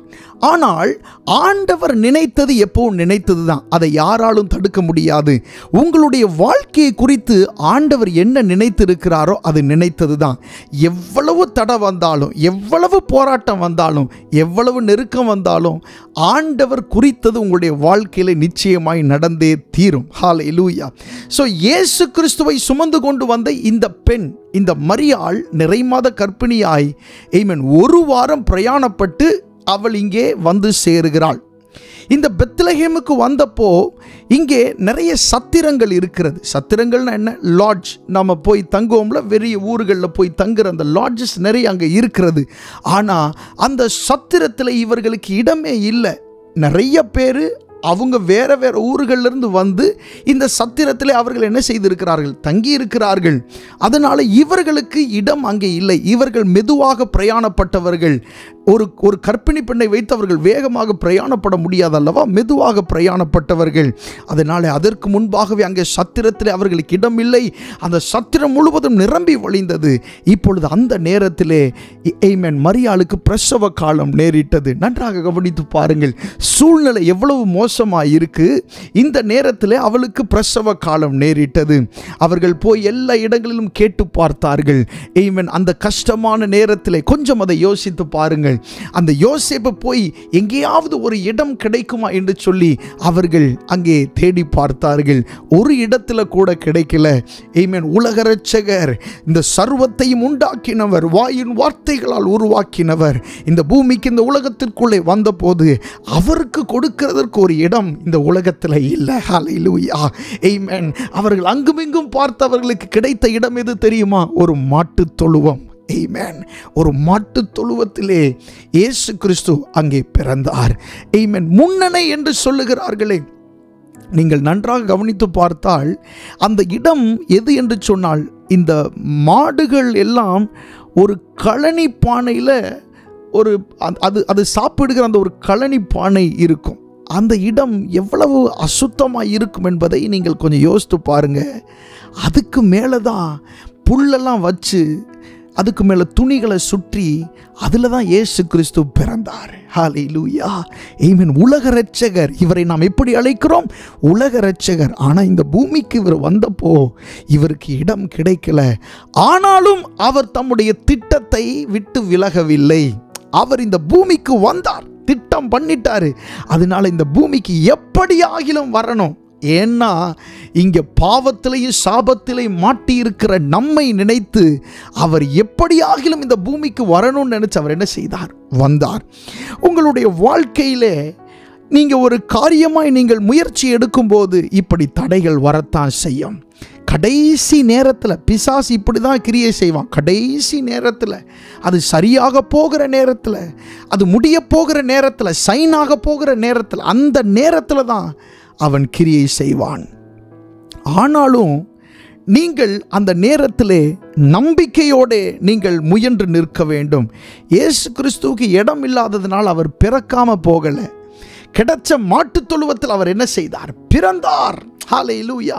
அதுபோல உங்களால் முடிந்த அளவிற்கு நீங்கள் என்ன செய்ய வேண்டும் அதை நீங்கள் செய்து கொண்டே இருக்க வேண்டும். கர்த்தர் நல்லவர். ஆமென். இயேசு கிறிஸ்து அந்த மாட்டு தொழுவத்திலே அவர் பிறந்தார். அவர் நினைத்தது உங்களையும் என்னையும் தான். நம்முடைய பாவங்களும் நம்முடைய சாபங்களும் நம்முடைய பிரச்சனைகள் எல்லாம் மாறும்படி, எல்லாவற்றுக்கும் மேலாக அவரோடு நாம் இருக்க வேண்டும் என்பதற்காகத்தான் இயேசு கிறிஸ்து இந்த பூமிக்கு வந்தார். ஆமென். யோவான் எழுதின சுவிசேஷத்தில் கடைசி சில அதிகாரங்களை வாசிக்கும் போது இயேசு கிறிஸ்து அப்படி ஜெபித்திருப்பார். ஆமென். நான் இருக்கிற இடத்துல இவங்களை என்ன செய்யணும்? இருக்கணும். ஹல்லேலூயா. எவ்வளவு அன்புள்ள தேவன் பாருங்க இந்த வார்த்தையை சொல்லி இருக்கிறார். அவர் எங்கே இருக்கிறாரோ அந்த இடத்துல நம்மளும் இருக்கணும் அப்படின்னு அவர் விரும்பி பிதாவின் இடத்திலே வெளிப்படையாக எல்லாருடைய காதுகள் கேட்க, அதாவது தம்முடைய சீஷர்களுடைய காதுகள் கேட்க அவர் ஜெபம் பண்ணுகிறார். எவ்வளவு நல்ல ஆண்டவர் பாருங்க. அதுக்காகத்தான் அவர் அந்த பூமியிலே, அதற்காகத்தான் அவர் இந்த பூமியிலே ஒரு சாதாரணமான ஒரு மனுஷனாக அவர் அவதரித்தார். நிறைய நேரங்களில் இயேசு ஏன் இந்த பூமியிலே ஒரு மனுஷனாக பிறக்க வேண்டும் அப்படின்ற ஒரு கேள்வி வருகிறத பார்க்கிறோம். ஆமென். இயேசு கிறிஸ்து வேற ஏதாவது ஒரு அவதாரம் எடுத்திருக்கலாமே, ஏன் இந்த மனுஷனாக அவர் பிறக்கணும்? வேதம் சொல்லுகிறது, பிள்ளைகள் மாம்சத்தையும் இரத்தத்தையும் உடையவர்களாயிருக்க அவரும் நம்மை போல மாம்சத்தையும் இரத்தத்தையும் உடையவரானார். ஆமென். பிள்ளைகள் மாம்சத்தையும் இரத்தத்தையும் உடையவர்களாயிருக்க, இன்னைக்கு நீங்களும் நானும் மாம்சத்தையும் இரத்தத்தையும் உடையவர்களாயிருக்கிறோம். நமக்குள்ள என்னதான் இருக்கு? மாம்சம்தான் இருக்கு. நம்மளை தொட்டு பார்க்கும்போது, உங்களை தொட்டு பாருங்க, ஆமென், பக்கத்தில் இருக்கிறவங்களை தொட்டு பாருங்க, மாம்சம். அவர்கள் மாம்சமும் இரத்தமும் உடையவர்களாக இருக்க இயேசு கிறிஸ்துவும் எப்படியாக மாறிவிட்டார்? மாம்சத்தையும் இரத்தத்தையும் உடையவர்களாக மாறிவிட்டார். மாம்சத்தையும் இரத்தத்தையும் உடையவராக மாறிவிட்டார். ஒருவேளை நம்ம வேற ஏதாவது ஒரு ஜென்மமாக இருந்தால் அந்த ஜென்மமாகவும் அவர் என்ன செய்திருப்பார்? மாறி இருப்பார். எப்படியாகிலும் நம்மை பிதாவினிடத்தில் கொண்டு போய் சேர்க்க வேண்டும் என்பது தான் இயேசு கிறிஸ்துவினுடைய திட்டமாக இருந்தது. மட்டுமல்ல, வேதத்திலே வாசிக்கிற பிலிப்பியருக்கு எழுதின நிருபத்திலே அங்கே சொல்லப்பட்டிருக்கிறது, அவர் தேவனுடைய ரூபமாய் இருந்தும் தேவனுக்கு சமமாயிருப்பதை கொள்ளையாடின பொருளாக எண்ணாமல் தம்மை தாமே வெறுமையாக்கி அடிமையின் ரூபம் எடுத்து மனுஷ சாயலானார். இங்கே சொல்லப்பட்டிருக்க அந்த வார்த்தையை பாருங்க, அடிமையின் ரூபம் எடுத்து அவர் மனுஷர் சாயலானார். எதற்கு அடிமையின் ரூபம் எடுக்கணும்? ஏன்னா நம்ம எல்லாம் பாவத்திற்கு அடிமையாக இருக்கிறோம். அதனால அடிமையாக இருக்கிற நம்மை மீட்கிறதற்காக அவர் அடிமையின் ரூபம் எடுத்தார். ஆமென். ஒரு தெரிந்த ஒரு சம்பவம், நிறைய பேர் நீங்கள் அதை கேட்டிருக்கலாம். அதை ஒரு உதாரணத்துக்காக மறுபடியும் உங்களுக்கு நான் அதை சொல்ல விரும்புகிறேன். ஒரு இடத்திலே ஒரு ஊழியக்காரர் போய் கர்த்தருடைய சுவிசேஷத்தை சொல்ல வேண்டும் என்று சொல்லி அவர் விருப்பப்பட்டார். அது ஒரு தொழிலாளர்கள் எல்லாரும் சேர்ந்து வேலை பார்க்கிற ஒரு ஸ்தலம். இந்த ஊழியர் நல்ல ஆடைகள் அணிந்து, நல்ல கோட், நல்ல ஷூஸ் எல்லாம் போட்டு இவர் போய் அவர்களிடத்தில் சுவிசேஷம் சொல்ல வேண்டும் என்று சொல்லி அவர் முயற்சி செய்தார். ஆனால் இவரை யாரும் ஏற்றுக்கொள்ளவில்லை. இந்த ஊழியர் இந்த நல்ல ஆடையிலே போய் சுவிசேஷம் சொல்ல வேண்டும் என்று முயற்சி செய்கிறதை அவர்கள் ஏற்றுக்கொள்ளவில்லை. ஆனால் இந்த ஊழியக்காரர் என்ன செய்தார் என்று சொன்னால், ஆமென், அவர்களைப் போல, அதாவது அந்த வேலைக்காரர்கள், அந்த தொழிலாளர்கள் போட்டிருக்கிற அந்த அழுக்கு வஸ்திரத்தை போல இவரும் ஒரு அழுக்கு வஸ்திரத்தை மாட்டிக்கொண்டார். இப்ப அவர்களைப் போலவே தோற்றம் இவருக்கும் இருக்கிறது. அவர்கள் மேலுள்ள அழுக்கு இவருக்கும் இருக்கிறது. ஆனால் இவர் அழுக்குடையவர் அல்ல. ஆனால் இவர் மேலே அந்த அழுக்கு இருக்கிறது. இப்பொழுது அவர்களிடத்தில் போகிறார். இவரை தம்முடையவராக அவர்கள் என்ன செய்தார்கள்? நினைத்துக் கொள்ளுகிறார்கள். அப்புறம் இவர் சொல்லுகிற சுவிசேஷத்தை அவர்கள் கேட்டார்களாம். இது நான் எங்கோ ஒரு இடத்திலே எப்படியோ நான் கேட்ட ஒரு சம்பவம், எனக்கு முழுவதும் அது ஞாபகம் இல்லை. ஆனால் நீங்கள் புரிந்து கொள்வதற்காக இதை நான் சொல்லுகிறேன். பாருங்க, அந்த ஊழியக்காரர் அந்த தொழிலாளர்கள் போட்டிருக்கிற அந்த ஆடையை போல இவரும் தன்னை மாற்றிக்கொண்டார். ஒரு வேஷம் மாறிக்கொண்டார் என்று கூட சொல்லலாம். அதனால தான் அந்த வசனம் சொல்லப்பட்டிருக்கிறது, அவர் அடிமையின் ரூபம் எடுத்து மனுஷ சாயலானார். நாம் எல்லாரும் பாவத்திற்கு அடிமையாக இருந்தோம், சாபத்திற்கு அடிமையாக இருந்தோம், பிசாசுக்கு அடிமையாக இருந்தோம், பலவிதமான பாவ பழக்கங்களுக்கு அடிமையாக இருந்தோம். அவர் என்ன செய்தார்? ஆமென், நாம் அடிமையாக இருக்கிறதுனாலே நம்மை போலவே அடிமையின் ஒரு ரூபம் அவர் எடுத்தார். ஹல்லேலூயா. அப்புறம் எடுத்து அவர் மனுஷ சாயலானார். அப்புறம் வேதம் சொல்லுகிறது, அவர் மனுஷ ரூபமாய் காணப்பட்டு அப்படின்னு சொல்லப்படுகிறது. மனுஷ ரூபமாய் அவர் காணப்பட்டு மரண பரியந்தம், அதாவது சிலுவையின் மரண பரியந்தம் கீழ்ப்படிந்தவராகி தம்மை தாமே தாழ்த்தினார். ஹல்லேலூயா. இவர் தம்மை வெறுமையாக்கித்தான் இந்த பூமிக்கு வந்தார். ஹல்லேலூயா.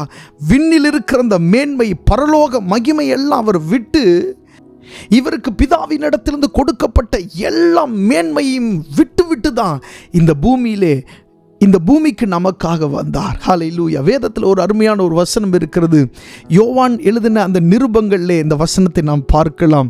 அந்த வசனம் இப்படி சொல்லுகிறது, ஒருவன் பாவம் செய்வானானால் நீதிபரராயிருக்கிற கிறிஸ்து நமக்காக பிதாவினிடத்திலே பரிந்து பேசுகிறவராயிருக்கிறார். ஆமென். ஒரு பாவம் செய்கிற ஒரு மனுஷனுக்காக பிதாவினிடத்திலே இயேசு கிறிஸ்து என்ன செய்கிறார்? பரிந்து பேசுகிறார். ஆமென். நாம் மறுபடி பாவம் செய்வதற்காக அல்ல அந்த வசனம் எழுதப்பட்டிருக்கிறது. நம்முடைய பாவங்களை விட்டு நாம் வெளியே வர வேண்டும் என்று சொல்லித்தான் அந்த வசனம் எழுதப்பட்டிருக்கிறது. கர்த்தர் நல்லவர். நமக்காக பரிந்து பேசுகிற ஒரு நீதிபரர் தான் இயேசு கிறிஸ்து. ஹல்லேலூயா. இவர் இந்த பூமிக்கு அடிமையின் ரூபம் எடுத்து மனுஷ சாயலாகி இந்த பூமிக்கு இவர் வந்தார். இவர் இந்த பூமியில உதிக்க கூடாது, இந்த பூமியில வரக்கூடாது என்று பிசாசு என்னென்னமோ முயற்சி செய்தான், ஏதேதோ முயற்சி செய்தான். பாருங்க, மோசே வந்ததுக்கே அவ்வளவு முயற்சி செஞ்சிருப்பான்னா, இயேசு கிறிஸ்து வந்ததுக்கு முயற்சி செய்யாமையா இருந்திருப்பான்? நிறைய செஞ்சான். ஏரோது மூலமாக முயற்சி செய்தான். 90 மைல் தூரம் நடக்க வைத்து அவர்களை உபத்திரவப்படுத்தினான். இப்படியெல்லாம் பிசாசினுடைய கிரியைகள் என்ன செய்கிறது? இருக்கிறது. பாருங்க, இதை நம்ம உற்று கவனிக்கணும். ஏன் அந்த நேரத்தில் குடிமதிப்பு எழுதணும்? ஒரு மாதம் கழிந்து எழுதியிருக்க கூடாதா? அந்த நேரத்தில் தான் குடிமதிப்பு எழுத வேண்டுமா? இது ஒரு பிசாசினுடைய கிரியையா இருக்கிறது. அதாவது ஆண்டவர் உங்களுக்கென்று ஒரு நியமித்த காலம் வைத்திருப்பார். ஆனால் இந்த நியமித்த காலத்திலே காரியங்கள் நடைபெறக்கூடாதபடி சத்ருவானவன் பல வழிகளிலே உங்களை தடை செய்வான். அவன் தடை செய்கிறவன், அவன் தடுக்கிறவன். கர்த்தருடைய கிரியைகளை எப்படியாகிலும் தடுக்க வேண்டும், அதுவும் உங்களை வச்சே தடுக்கணும் அப்படின்னு அவன் திட்டம் போடுவான். நீங்கள் இதை கவனமாக கவனித்து பார்க்க வேண்டும். ஆண்டவர் உங்களுடைய வாழ்க்கையில் நியமித்திருக்கிற காரியங்களை சத்ரு எப்படியெல்லாம் தடை செய்கிறார் என்று சொல்லி நீங்கள் ஆவியிலே அதை நீங்கள் ஆராய்ந்து பார்க்க வேண்டும். எல்லா தடைகளும் உங்களால் வருகிறது அல்ல. சில தடைகளை பிசாசு என்ன செய்கிறான்? கொண்டு வருகிறான். நீங்கள் வேதம் முழுவதும் வாசித்து பார்த்தால் கர்த்தருடைய கிரியைகளை தடுக்கிறதற்கு பிசாசானவன் நிறைய வழிமுறைகளை செய்ததின் நம் வேதத்தில் என்ன செய்ய முடியும்? பார்க்க முடியும். ஆபிரகாம் அங்கே ஈசாக்குக்காக ஆண்டவர் ஒரு திட்டம் வைத்திருந்த பொழுது அங்கே இஸ்மவேலை கொண்டு வந்து அவனை கவனம் திருப்புகிறதை நம் வேதத்தில் என்ன செய்கிறோம்? பார்க்கிறோம். இப்படி ஒவ்வொரு மனுஷனுடைய வாழ்க்கையிலுமே பிசாசானவன் ஏதாவது ஒரு ரீதியிலே அவர்களை திசை திருப்பி ஆண்டவருடைய திட்டத்திலிருந்து வெளியே கொண்டு போகிறதற்கு அவன் வகை பார்ப்பான். ஆனால் இவங்களை பாருங்க, மரியாளும் யோசேப்பும் கஷ்டப்பட்டாலும் ஆண்டவருடைய திட்டம் நிறைவேறதில் மிகவும் கவனம் உள்ளவர்களாக இருந்தார்கள். ஸோ இந்த நேரத்தில் நீங்கள் கஷ்டப்பட்டாலும் பரவாயில்லை, கர்த்தருடைய திட்டம் உங்களுடைய வாழ்க்கையில் என்ன செய்யணும்? முழுவதும் நடைபெற 100% உங்களுடைய வாழ்க்கையில் கர்த்தருடைய திட்டம் நடைபெற வேண்டும். அதற்கு நீங்கள் உங்களை விட்டு கொடுக்க வேண்டும். ஸோ நீங்கள் கஷ்டமான பாதையிலே நீங்கள் கடந்து சென்றாலும் ஆண்டவர் உங்களுக்கென்று வைத்திருக்கிற அந்த காரியம் நிச்சயமாக உங்களுடைய வாழ்க்கையில் என்ன செய்யும்? நிறைவேறியே தீரும். கர்த்தருடைய நாமம் மகிமைப்படுவதாக. அடுத்ததாக உள்ளே இருந்த இயேசு கிறிஸ்து இருக்கார்ல, இவரை யோவான் எழுதின சுவிசேஷம் 1ஆம் அதிகாரத்தில் நம்ம வாசிக்கும் போது அங்கே இப்படி எழுதப்பட்டிருக்கிறது. வாசிக்கலாம். யோவான் எழுதின சுவிசேஷம் 1ஆம் அதிகாரம் 1 முதல் 5 வசனங்களை வாசிப்போம். யோவான் எழுதின சுவிசேஷம் 1ஆம் அதிகாரம் 1 முதல் 5 வசனங்கள். ஆதியிலே வார்த்தை இருந்தது, அந்த வார்த்தை தேவனிடத்தில் இருந்தது, அந்த வார்த்தை தேவனாயிருந்தது. அவர் ஆதியிலே தேவனோடு இருந்தார். சகலமும் அவர் மூலமாய் உண்டாயிற்று. உண்டானதொன்றும் அவராலே அல்லாமல் உண்டாகவில்லை. அவருக்குள் ஜீவன் இருந்தது, அந்த ஜீவன் மனுஷருக்கு ஒளியாயிருந்தது. அந்த ஒளி இருளிலே பிரகாசிக்கிறது, இருளானது அதை பற்றி கொள்ளவில்லை. பாருங்க, இந்த இடத்துல யோவான் எழுதும்போது ஒரு ஆவிக்குரிய வெளிப்பாடோடு இந்த வசனத்தை எழுதுகிறதை பார்க்கிறோம். மத்தேயு எழுதின சுவிசேஷத்தை வாசிக்கும் போதும் லூக்கா எழுதின சுவிசேஷத்தை வாசிக்கும் போதும் அங்கே தலைமுறைகளுடைய பெயர் எழுதப்பட்டிருக்கிறது. ஆபிரகாம், ஈசாக்கு, யாக்கோபு இப்படின்னு சொல்லி தலைமுறைகளுடைய பெயர் எழுதப்பட்டிருக்கு. அந்த சந்ததியில் இயேசு கிறிஸ்து பிறந்தார் அப்படின்னு சொல்லி அவர்கள் எழுதியிருக்கிறார்கள். ஆனால் வெளிப்பாடு நிறைந்த இந்த யோவான் எப்படி எழுதுகிறார் பாருங்க. இவர் ஆபிரகாம், ஈசாக்குலாம் சொல்லலை, ஸ்ட்ரைட்டாக சொல்கிறார். ஆதியிலே வார்த்தை இருந்தது, அந்த வார்த்தை தேவனிடத்தில் இருந்தது, அந்த வார்த்தை தேவனாயிருந்தது. ஹல்லேலூயா. அவர் ஆதியிலே தேவனோடு இருந்தார். சகலமும் அவர் மூலமாய் உண்டாயிற்று. உண்டானதொன்றும் அவராலே அல்லாமல் உண்டாகவில்லை. இந்த பூமியிலே உண்டாக்கப்பட்ட எல்லாம் இயேசு கிறிஸ்துவினால் உண்டாக்கப்பட்டிருக்கிறது என்று வேதத்திலே சொல்லப்பட்டிருக்கிறது. மரமாய் இருக்கலாம், செடியாய் இருக்கலாம், நம்முடைய பார்வைக்கு அழகான இடங்களாய் இருக்கலாம், எதுவாய் இருந்தாலும், பெரிய சமுத்திரமாய் இருந்தாலும், நதிகளாய் இருந்தாலும், ஆர்ப்பரித்து பொங்குகிற எரிமலைகளாய் இருந்தாலும், எல்லாவற்றையும் சிருஷ்டித்தது ஆண்டவர். வேதம் சொல்லுகிறது, உண்டானதொன்றும் அவராலே அல்லாமல் உண்டாகவில்லை. மட்டுமல்ல, அவருக்குள் ஜீவன் இருந்தது என்று சொல்லப்பட்டிருக்கிறது. அந்த ஜீவன் மனுஷருக்கு ஒளியாயிருந்ததாம். ஆமென். அது மட்டுமல்ல, அதே அதிகாரத்தில் ஒரு வசனம் சொல்லப்பட்டிருக்கிறது. 14வது வசனத்திலே, அந்த வார்த்தை மாம்சமாகி கிருபையினாலும் சத்தியத்தினாலும் நிறைந்தவராய் நமக்குள்ளே வாசம் பண்ணினார். இந்த இடத்துல சொல்லப்பட்டிருக்கு பாருங்க, அந்த வார்த்தை என்னவாக மாறினதாம்? மாம்சமாக மாறினதாம். வார்த்தை மாம்சமாகி. ஆண்டவர்கிட்ட நீங்கள் எப்போல்லாம் நீங்கள் நெருங்கி வர்றீங்களோ, ஆண்டவர் உங்களிடத்தில் வார்த்தையின் மூலமாக மட்டும்தான் பேசுவார். முதலாவது, உங்களிடத்தில் ஆண்டவர் வேத வசனத்தின் மூலமாக உங்களோடு பேசுவார். அது வார்த்தை தான். கேட்கும்போது ரொம்ப சந்தோஷமாக இருக்கும். ஆனால் கேட்டுக்கிட்டே இருக்கும்போது ஆண்டவர் வெறும் வார்த்தை தான் பேசுகிறாரே அப்படின்னு நமக்குள்ளே ஒரு தோணல் வரும். ஆனால் இங்கே சொல்லப்பட்டிருக்கு பாருங்க, வார்த்தை மாம்சமாகி. அந்த வார்த்தைக்கு ஒரு உருவம் கொடுக்கப்படுகிறது என்று ஆவியானவர் இங்கே சொல்லுகிறார். ஆமென். உங்களுடைய வாழ்க்கையிலே ஆண்டவர் உங்களுக்கு வார்த்தையினால் சொன்னதை இப்படி மாம்சமாக மாற்றி அதை உருவேற்படுத்தி உங்களுக்கு முன்னே ஆண்டவர் நிறுத்துவார். ஹல்லேலூயா. எந்தெந்த காரியங்களெல்லாம் வாக்குத்தத்தங்களாக வெறும் வார்த்தையாக ஆண்டவர் உங்களுக்கு சொன்னாரோ, அந்த வார்த்தைகள் எல்லாம் இந்த கிறிஸ்மஸ் நாட்களில் உங்களுக்கு முன்பாக மாம்சமாக மாறும். ஹல்லேலூயா. மாம்சமாகனா என்ன? ஒரு உருவம் அதற்கு உண்டாகும். ஆமென். அது உருவேற்படும். பழைய ஏற்பாட்டில் வாசிக்கிறோம் அல்லவா, அதை உருவேற்படுத்துகிற கர்த்தர் சொல்லுகிறதாவது அப்படின்னு வாசிக்கிறோம்ல, அந்த உருவத்தை ஆண்டவர் கொடுப்பார். தாவீதின் உடைய காரியத்தை வாசிக்கும் போது, ஆமென், வார்த்தையினால சொன்னதை கரங்களினாலே நிறைவேற்றினார் அப்படின்னு சொல்லி சாலமோன் அங்கே என்ன செய்கிறார்? சொல்லுகிறார். கர்த்தர் நல்லவர். ஸோ வார்த்தையினால கேட்டதை ஆண்டவர் தம்முடைய கரங்களினால செய்கிறதா வார்த்தை மாம்சமாகுதல். இப்போ இந்த வார்த்தையான இந்த இயேசு கிறிஸ்து தான் மரியாளினுடைய வயிற்றில் இருக்கிறார். வார்த்தையான இயேசு கிறிஸ்து தான் மரியாளினுடைய வயிற்றில் இருக்கிறார். இப்போ இந்த நேரத்தை நியமிப்பது என்பது மரியாளினுடைய கரத்தில் அல்ல, அது வார்த்தையினுடைய கரத்தில் இருக்கிறது. நான் திரும்ப சொல்கிறேன், மரியாளினுடைய வயிற்றில் இருந்தது ஒரு குழந்தை போல காணப்பட்டாலும் அது வார்த்தை. யோவான் 1ஆம் அதிகாரத்தின்படி அது என்னது? ஆதியிலே வார்த்தை இருந்தது, அந்த வார்த்தை தேவனிடத்தில் இருந்தது, அந்த வார்த்தை தேவனாய் இருந்தது. அப்புறம் அந்த வார்த்தை மாம்சமாகி கிருபையினாலும் சத்தியத்தினாலும் நிறைந்தவராய் என்ன செய்தார்? அவர் நமக்குள்ளே வாசம் பண்ணினார் என்று எழுதியிருக்கிற அந்த வசனத்தின்படி மரியாளுக்குள்ளே இருந்த அந்த குழந்தையானது வார்த்தையாய் இருக்கிறது. இப்போ வார்த்தை மரியாளுக்குள்ளே இருந்ததினால வெளியே வர வேண்டிய நேரத்தை நியமிக்க வேண்டியது மரியாளுடைய கரத்தில் அல்ல, வார்த்தையினுடைய கரத்தில் இருக்கிறது. இப்படி சொல்லலாம். ஆமென். வெளியே வர வேண்டிய, பிரசவிக்க வேண்டிய அந்த நேரத்தை தீர்மானிக்க வேண்டியது மரியாளினுடைய, யோசேப்பினுடைய கரத்தில் அல்ல, ஆமென், இயேசுவின் கரத்தில் இருக்கிறது. இப்படியும் இந்த வசனத்தை சொல்லலாம். எப்படின்னா, உங்களுக்கு ஆண்டவர் ஒரு வார்த்தையை கொடுத்தாருன்னா அந்த வார்த்தையை நிறைவேற்றுறது உங்களுடைய கரத்தில் அல்ல, உங்களுக்குள்ளே இருக்கிற அந்த வார்த்தையினுடைய கரத்தில் இருக்கிறது.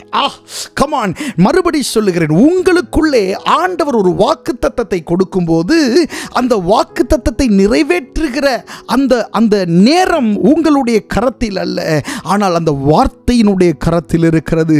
இந்த வார்த்தை சாதாரணமானது அல்ல, இந்த வார்த்தை மாம்சமாகும் வார்த்தை, இந்த வார்த்தை உருவமாகும் வார்த்தை, இந்த வார்த்தை உருவாக்கும் வார்த்தை, இந்த வார்த்தை ஆமென் அற்புதங்களை செய்யும் சக்தி கொண்ட வார்த்தை. இந்த வார்த்தை எதையும் செய்யும், எப்பவும் செய்யும், எந்த நேரத்திலும் செய்யும்.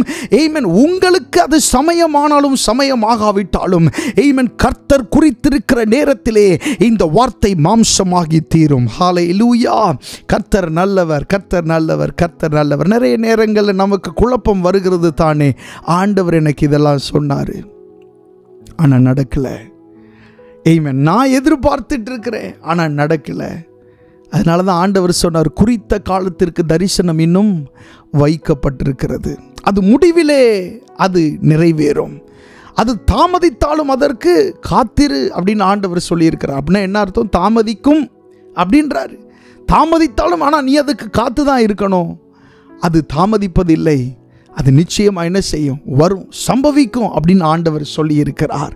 உங்களுக்கு ஆண்டவர் கொடுத்த வாக்குத்தத்தம் எல்லாம் மரியாளுக்குள்ளே எப்படி இயேசு இருந்தாரோ அதுபோல் உங்களுக்குள்ளே என்ன செய்கிறது? இருக்கிறது.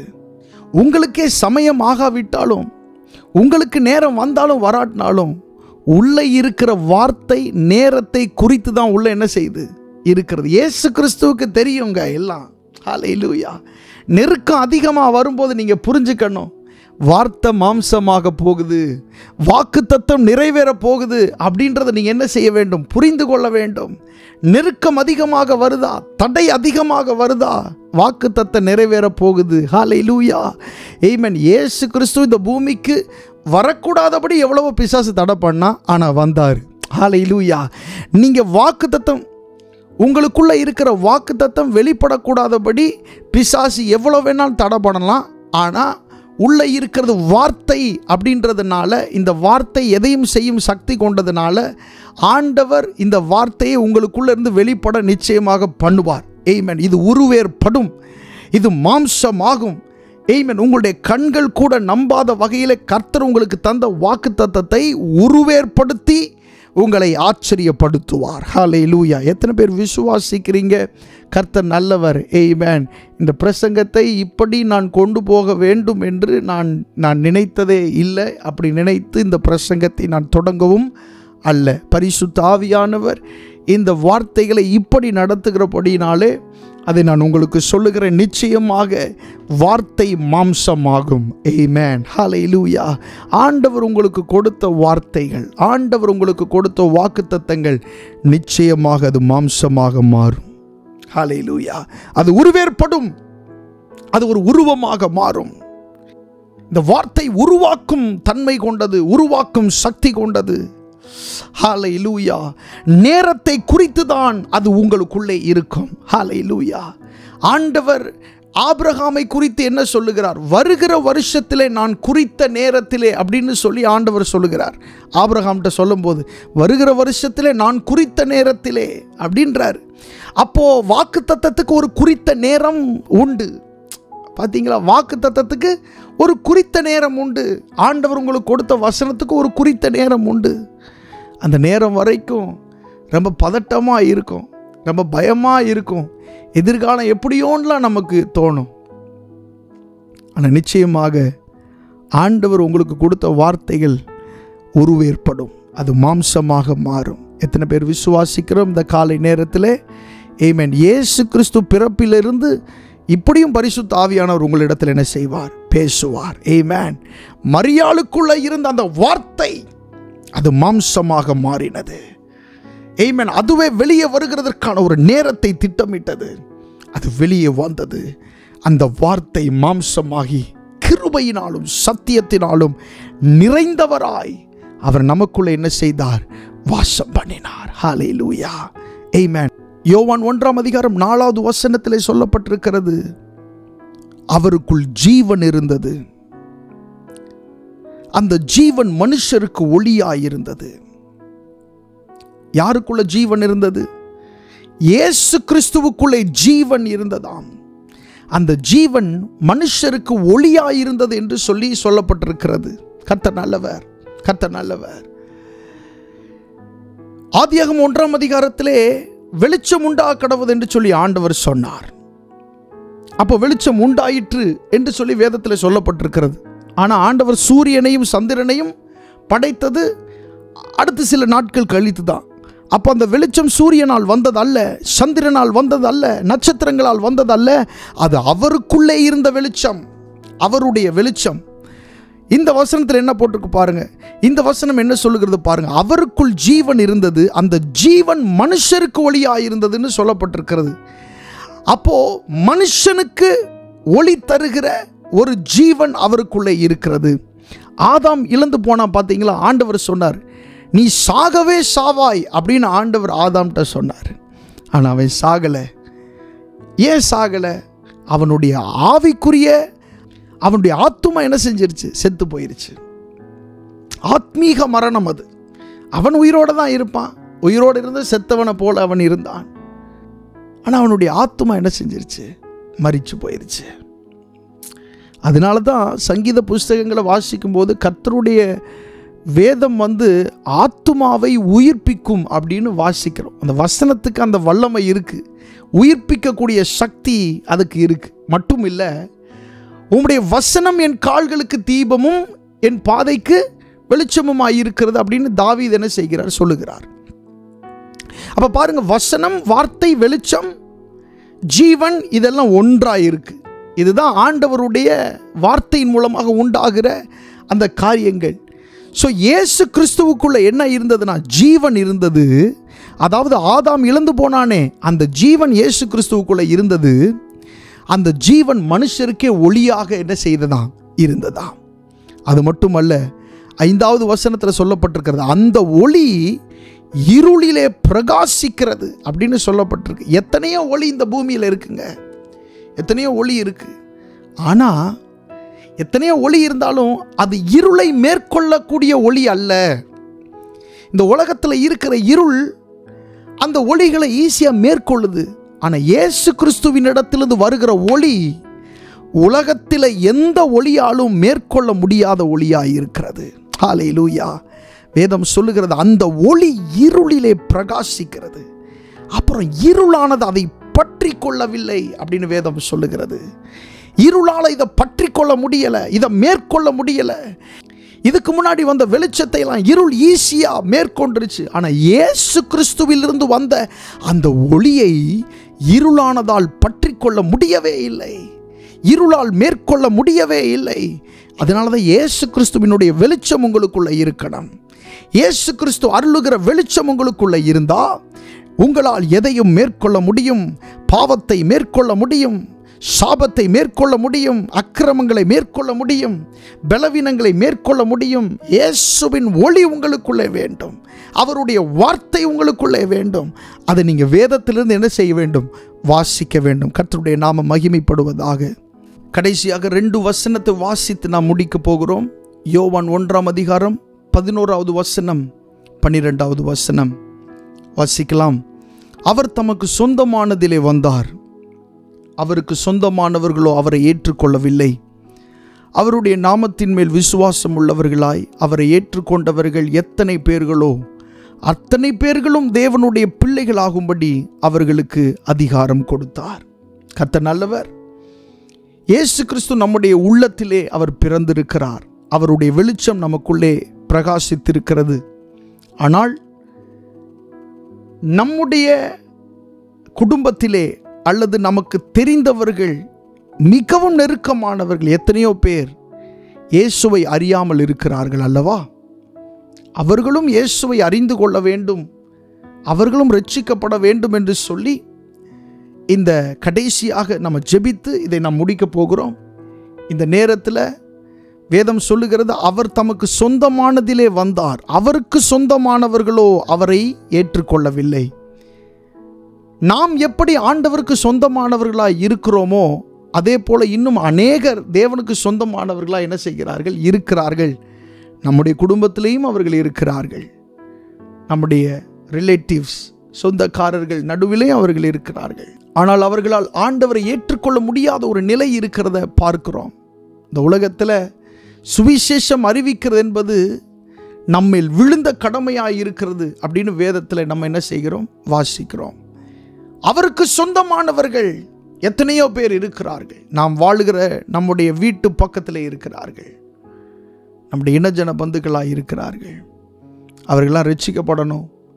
நம்ம பெற்ற இந்த சந்தோஷத்தை, இந்த மகிழ்ச்சியை அவர்களும் பெற்றுக்கொள்ளணும் அப்படின்னு சொல்லி கண்களை மூடி ஜெபம் பண்ணலாமா? எல்லாரும் கண்களை மூடி, ஆண்டவரே, ஒருவேளை அவருடைய பெயர் உங்களுடைய மனதிலே வரும் என்றால் அந்த பெயர்களை சொல்லி நீங்கள் ஜெபம் பண்ணுங்க. 1 மினிட், ஒரே 1 நிமிஷம் நம்ம இதுக்காக ஸ்பெண்ட் பண்ணி நம்ம ஜெபம் பண்ணுவோம். எல்லாரும் கண்களை மூடி, ஆண்டவரே, நாங்கள் இந்த நேரத்திலே கேட்ட வசனத்தின்படி ஜெபிக்கிறோம் அப்பா. ஆண்டவரே, அவருக்கு சொந்தமானவர்களோ அவரை ஏற்றுக்கொள்ளவில்லை. ஆண்டவரே ஸ்தோத்திரம், உமக்கு சொந்தமானவர்கள் ஆண்டவர் என்னுடைய குடும்பத்தில் இருக்கிறார்கள். ஆண்டவரே என்னுடைய இனஜன பந்துகளாய் இருக்கிறார்கள். தகப்பனே, என்னுடைய தெருவில் அவர்கள் வசிக்கிறார்கள். அவர்கள் உமக்கு சொந்தமானவர்கள் அப்பா. ஆண்டவரே ஸ்தோத்திரம், ஆண்டவர் எல்லாரையும் இல்லாவிட்டாலும் ஆண்டவரை ஆட்களை குறித்து நீர் வைத்திருக்கிறீரே உமக்கு சொந்தமானவர்கள் என்று சொல்லி, உமக்காய் ஆண்டவரை முத்திரையிட்டு சிலரை நீர் தெரிந்தெடுத்து வைத்திருக்கிறீரே அப்பா. அவர்களுக்காக நாங்கள் ஜெபம் பண்ணுகிறோம் ஆண்டவரே. நாங்கள் பெற்ற இந்த மகிழ்ச்சியை, இந்த மகிழ்வை அவர்களும் பெற்றுக்கொள்ளணுமே என்று சொல்லி நாங்கள் ஜெபிக்கிறோம் ஆண்டவரே. நாம் எல்லாரும் கண்களை மூடி ஜெபிக்கலாம். தொடர்ந்து நல்ல ஆண்டவரை நன்றி செலுத்துகிறோம். அருமையான இந்த கிறிஸ்மஸ் ஆராதனையிலே ஆண்டவரே பாடல்களை, ஆராதனைகளை, வேத வாசிப்புகளை, ஆண்டவரே பிரசங்க நேரங்களை நீர் ஆசீர்வதித்து தந்ததுக்காக நன்றி. இந்த நாளில் அநேக காரியங்களை எங்களோடு நீர் பேசினதற்காக உமக்கு நன்றி செலுத்துகிறோம். ஆவியானவரே, ஆண்டவரே ஸ்தோத்திரம் ஆண்டவர், நாங்கள் கேட்ட வசனத்தின்படியே நீர் எங்களுக்கு செய்ய போகிறதற்காக நன்றி. அது மட்டுமல்ல ஆண்டவரே ஸ்தோத்திரம், நாங்கள் ஜெபித்த அநேகரை நீர் ரட்சிக்க போகிறதற்காக நன்றி செலுத்துகிறோம். விசேஷமாக இந்த எல்லை பட்டணத்திற்காக வாழ்ந்து கொண்டிருக்கிற தமிழ் ஜனங்களுக்காக ஜெபிக்கிறோம் ஆண்டவரே. ஆண்டவரே, அவர்கள் உமக்கு சொந்தமானவர்கள், உமக்குரியவர்கள் ஆண்டவரே. அவர்கள் உம்மை அறிந்து கொள்ளணுமே, அதற்காக நாங்கள் ஜெபம் பண்ணுகிறோம். வேதம் சொல்லுகிறது, ரட்சிப்பு கர்த்தருடையது, நீர் தான் ரட்சிக்கிறவர் அப்பா.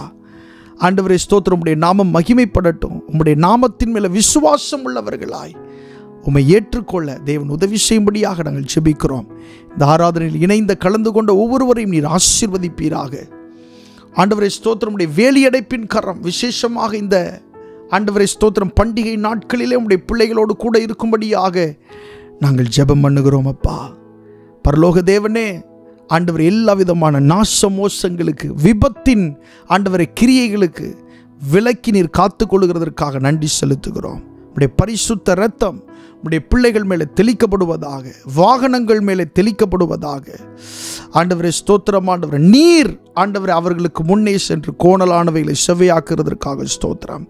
ஆண்டவரே ஸ்தோத்திரம் ஆண்டவரே, இந்த நாட்களிலே சமாதான குறைவாய் இருக்கிற வீடுகளுக்காக ஜெபம் பண்ணுகிறோம். அவருடைய வீடுகளிலே நல்ல சமாதானத்தை நீர் கட்டளையிடுவீராக, மகிழ்ச்சியை கட்டளையிடுவீராக, பிரிவினைகள் இயேசுவின் நாமத்தினாலே மாறுவதாக என்று சொல்லி நான் ஜெபம் பண்ணுகிறேன் ஆண்டவரே. ஒவ்வொருவரையும் நீர் ஆசீர்வதியும். இயேசுவின் நாமத்தில் கேட்கிறோம் நல்ல பிதாவே, ஆமென், ஆமென். கர்த்தர் உங்களை ஆசீர்வதிப்பாராக. God bless you. Wish you a Merry Christmas. Amen.